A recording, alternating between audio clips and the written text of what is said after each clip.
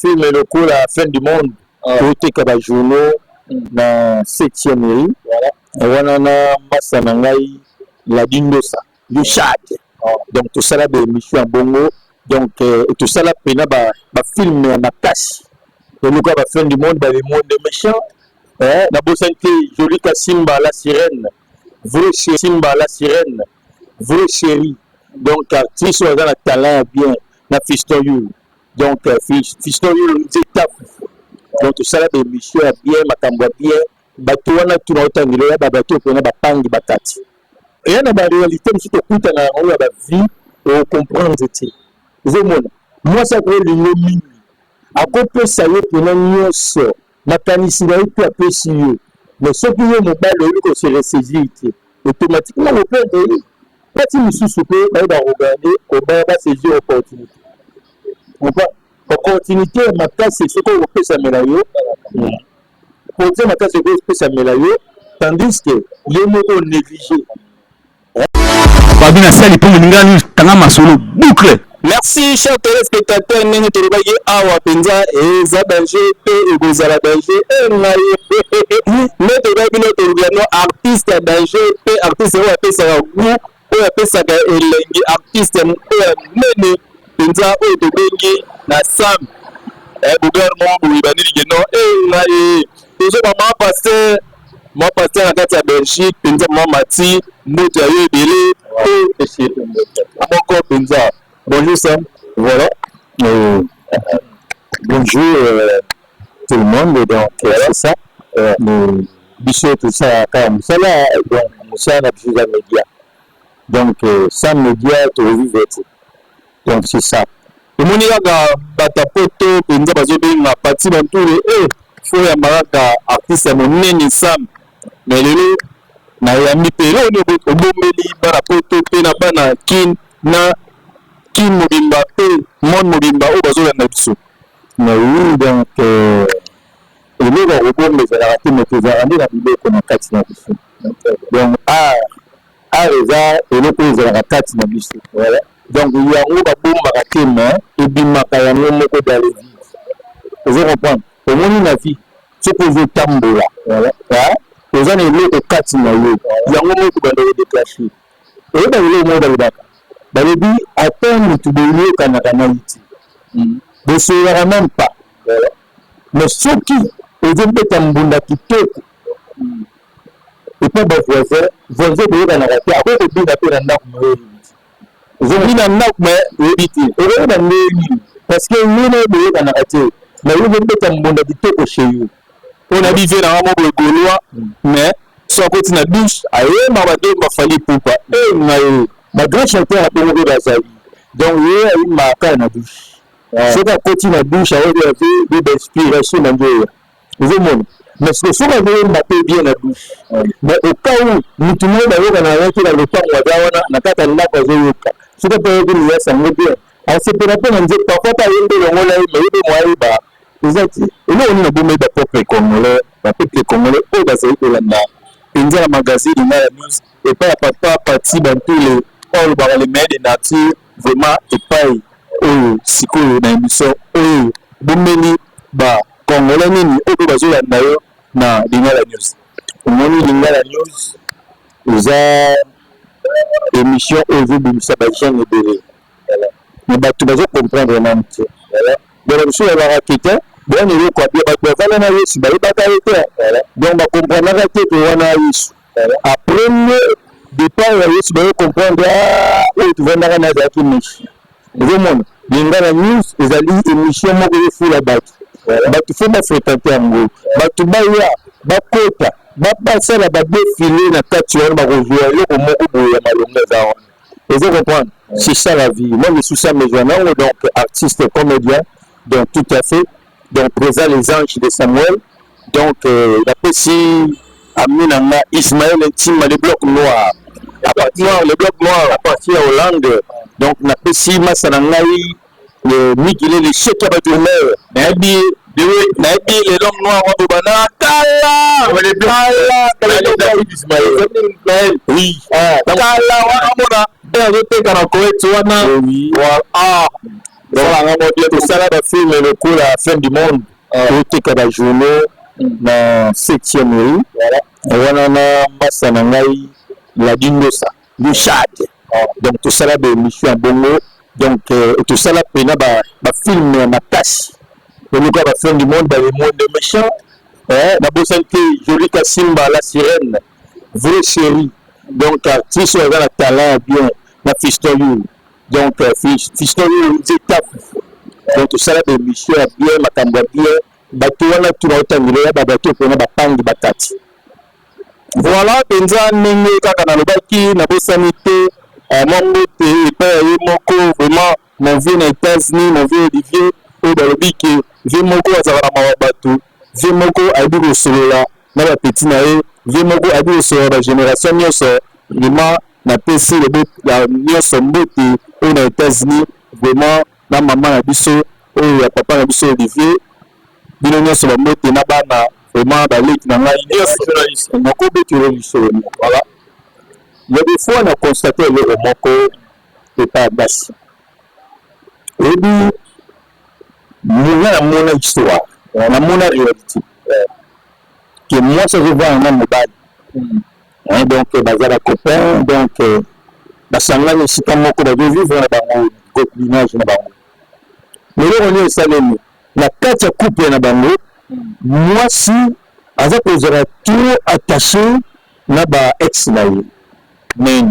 donc na oyo banini ke bazo vivre mais il y a des fois mobala ye mona ye la trop communication avec ba ex na ye donc mobala nini yo ba ex na ye bien et bien réponse à moi aussi habiter et na ba relation mosusu ba négligence mais mobali wana habiter na ndio nazovive na mwasi oyo nazomona considération za moke azoconsidéré na moke par rapport à ex na ye nanga koma ex na ye parfois na kozala considération koleka ntango akomi ex na ye nabebani mwasi akipaka yesu te mobala oyo oyo komi kote te ndeni comment ça veut-il que toza ba ex biso nyonso mais ba ex biso traité bango bien mais oyo akomi ya kamba ebengaka te osola nanga te okomi koévite ntango tozalaki biso de bana kosola souvent na ba ex bani kocréer ba problème mais bananga nakoma ex na ye ngai na yo tosololaka lisusu te ata na bengi oyambaka te c'est que parmi ma ex na ye c'est que ngai osalanga canal laisi tumbe yango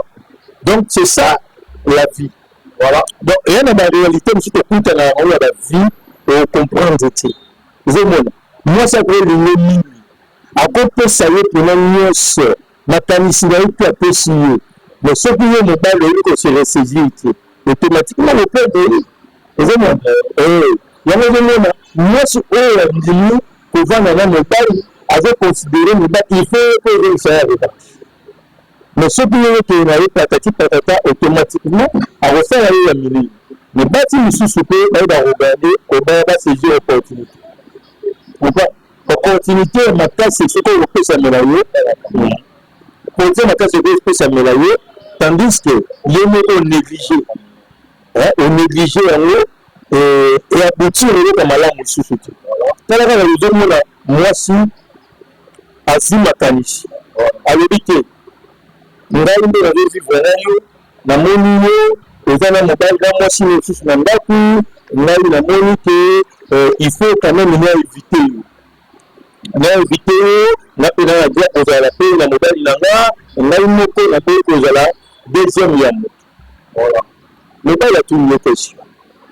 est ce que ngai na yo ndenge tovandaka mabe ote est ce que ngai navandaka no mabe ote est ce que ozongana likambo ote naza mobali mabe ote sikoyo pourquoi ozoza badécision wana donc mobali akevande directement ke mwasi badécision ezouta seye te ezali ke bato mosusu eza kointercite ye bamasa camarade bafamille tout ça ezointercite ye mobali alobi na ye de pas de problème olingaki kaka te nakoma na yo pour de façon ke lokotika ngai oza badécision oyo okomi kozwa ya koluka mobali na yo ntango nyonso ngai nakutanaka na yo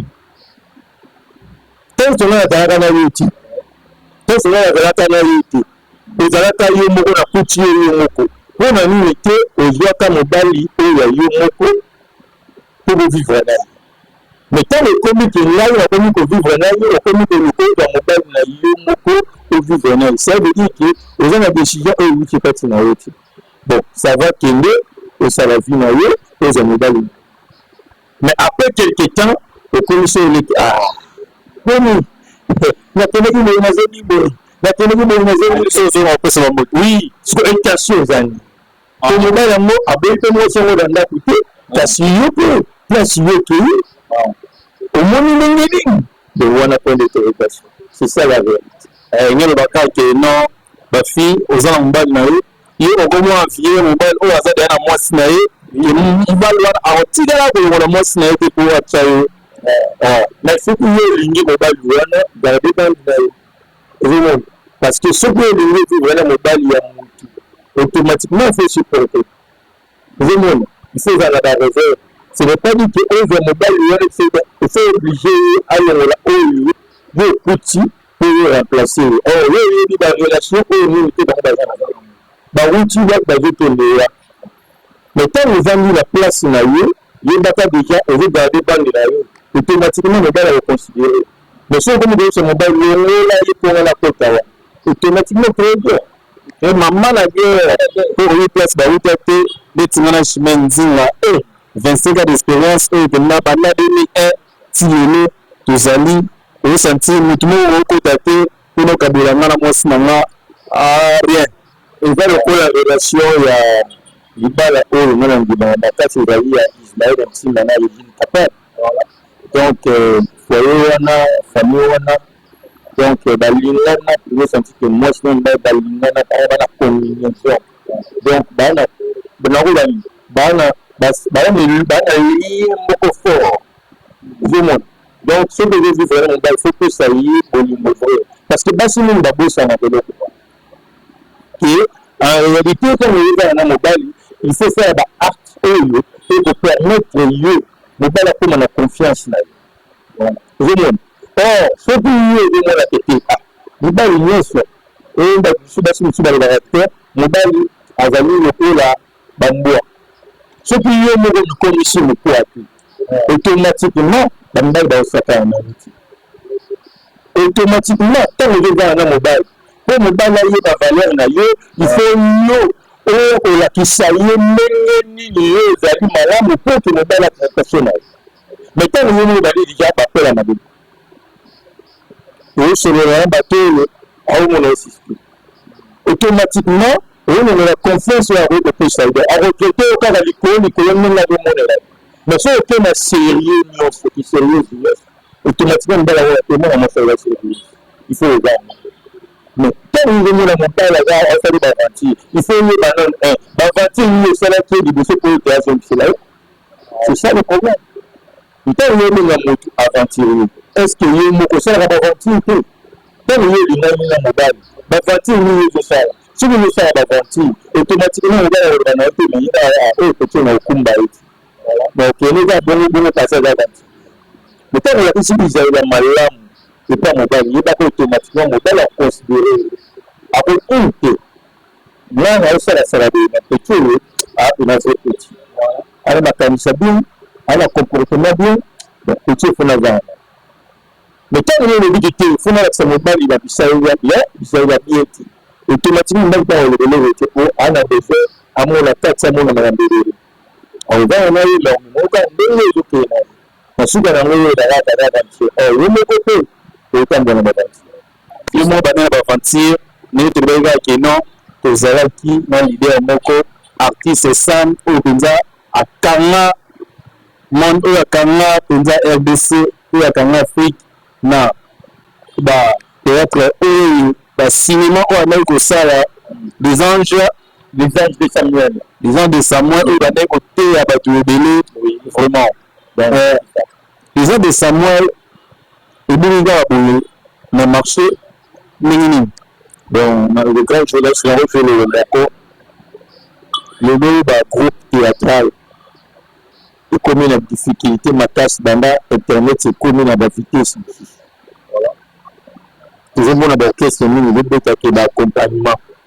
Donc je montre que c'est ça ma OK ça me motive surtout comme je dois accompagnement parce que le comique bêta individualité de ce que les artistes ils peuvent se faire démarquer la qui sa force pour que aux à la moto deuxièmement on a na TikTok deuxièmement on a Facebook on a YouTube partout ils a dit que va se collaborer donc au moni basangani basali moi idée balancer que yango nde qui star vraiment si que yango de combattre ba groupe théâtral il va nous dépenser de l'eau au rythme de Sambo de mais tandis que je peux ça peut je comprends tel avant na qui il faut timber la timber dans où que les jeux disaient ils ont perdre la vie toujours nous capote gagner donc nous comme on peut compléter le couple qui est de dessus actuellement plus de plus OK tout le monde les anges de Samuel ils ont le droit sur les gens d'amour ils allaient Samuel les anges l'amour d'ange là-bas que la les anges de Samuel donc l'année là de l'école ensemble dans la ange de là-bas que la madame là des anges de Samuel donc si on se remet à personne au pays donc des anges qui dans la ange donc tout bah pour demander bata poto bazé c'est vraiment penza bazé les amants de petit maman c'est mati vraiment à maman pasteur yé penza bata ko linga ba idée wana makasi pour ba idée wana msusu ba ko pesa le sambo vraiment na gena pesa le sambo mais maman c'est mati yé penza le sambo dans le sambo et donc image pas bien zali bon on même ba bien na clip ya officiel nous avez aussi donc cette image c'est un artiste à prester pena à la plus pena tali pena tali gens pena artiste comprend que il fait un art tali d'expression tali expression faciale tali pena corporelle tali pena mobilité et les artistes ils avaient à faire que yo moko déjà il faut se s'intéresser na makana na makana donc on peut se makana na OK na makana c'est ça voilà ndenge toloba ke maloba lina la news ezawana pona kolakisa bino ba artiste oyo penza ba jeune talent oyo na kati ya RD Congo vraiment toza bango ebele yeni mutu eza kuna na poto ye mutu ezali sika nini oyo ezali na mbongo ebele numéro yango wana simple fait numéro mpona bato basoutenir baevre oui soko olingo ozwa mai plus 243 voilà 89 voilà 53 66 561 voilà donc 89 53 66 5 10 et 5 6 1 5 6 1 plus 243 89 53 66 5 6 1 wana numéro na ngai donc WhatsApp tout yango wana donc le gars chaque jour ye mutu penza oza na posa ko soutenir ba jeune talent awa na RD Congo et ba jeune oyo baza na moya ya kosala eloko mais eloko ezanga mwa makoki mosusu ya komata pe mwa likolo banini kino ye nde oza wana ozoluka kaka baproducteur oyo mitema malamu bino oza na babongo bino ofa na mikili oyo oza bambo ata bino oza na baprovince oyo masala nga na kati ya province osantiki bakula bakula diamant bakombo na Londres héritier bakombo na Londres voilà donc wana pe susu mutu makambo babengi HB donc héritier bakombo na Londres monina ya secret de coco banoir de gleboy donc toza wana pena sami jona moyi artiste comédien du banga donc comprendre des amis oui et nous sommes de qui nous machite Sam étant que les artistes et moi maloba et vraiment est touché vraiment maloba est touché d'être basé sur la terme de famille basé à la bise vraiment la carte la news Sam a relevé nini dans le bagage qui était baobalinga na beauté à la mais baobalinga na donc nana problème qui mais bi qui si mon ami beaucoup ça n'a pas du cause c'est pas possible du cause la comprendre qu'il y a des limites mais ce que la nana figure de na vie était de limites Merci Nangoa. Merci chers téléspectateurs, nous des amis et belé à Boulana Magazine à Bino, Lingala News, Pinza A, Lingala News. Oh, il y a des artistes, oh, vraiment, il y a solo, biso des amis à Awa, la jeune talent, oh, dans un talent, la parole à Makila, dans un poste d'abima, numéro à Wana, celle à Pessi, vraiment, numéro à Lingala News, à Wana, pour même maté, il y a des ans, on a eu au Benga, soutenir la FAO, vraiment, et des agriculteurs, ils disent que c'est un peu de temps la spécialité studio JMK na kati ya Paris oyo penza chéri makuba yiboko vraiment la spécialité motema ya balbine babi ya babine nzinzi oyo aleki na ngai babine nzinzi babi dedans motema babine nzinzi na spécialité betuma kuba na kati ya Canada la spécialité vraiment kilo sedo vraiment la galère le kilo la spécialité voilà mais kaka ezalaka mwana popia mokolo na liboko na États-Unis ngai babosani te le temps de vie Olivier babika tangi masolo na kati ya États-Unis yinde samolobini kookata oyo kitoko en tout cas baoyo nyonso basepeli na sameza nango numero ya mbona ebenga ngai na pembeto esolola donc numero na ngai ezali plus 243 89 53 66 561 donc numéro na bango donc suka 561 donc soko bengi na WhatsApp na forme nyonso bozwanga WhatsApp Facebook tout nazali numéro yango wana kitoko. Merci kitoko tosulise miso na biso bye vraiment à la prochaine tozali wana bokomona biso ciao.